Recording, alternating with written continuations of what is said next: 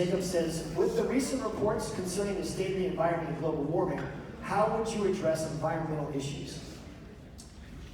So I believe in the science. I believe in science in general, and I believe in the science of climate change and of global warming.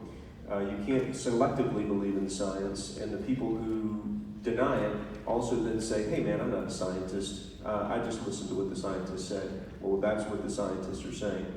In general, as a libertarian, I come at all problems in a non-ideological way, whether it's the political left or the political right or any other ideology.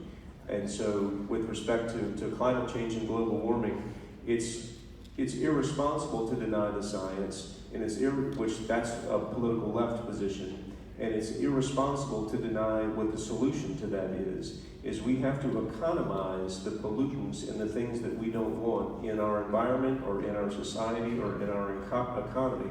And so that would be cap and trade on carbon, but I look at it all the way down at the local level. As when I was sitting here on the Board of Supervisors, we used to have to deal with recycling programs.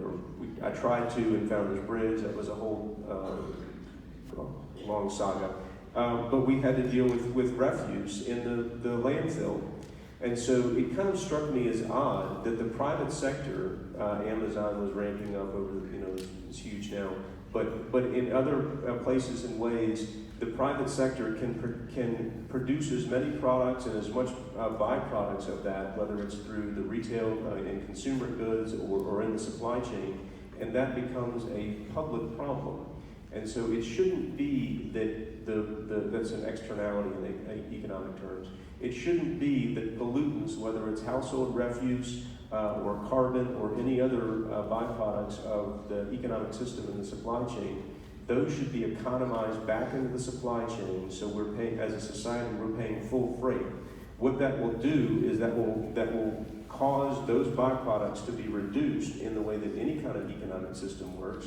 And so the bad things that exist need to be capped. They can be traded. And that's the general answer, and I would, or a specific answer.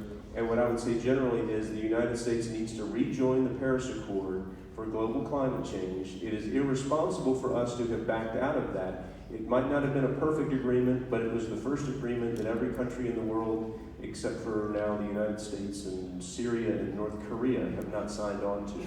To solve a problem, you have to be a part of the solution, and you have to have a seat at the table. And for the United States to have withdrawn from that agreement was a mistake.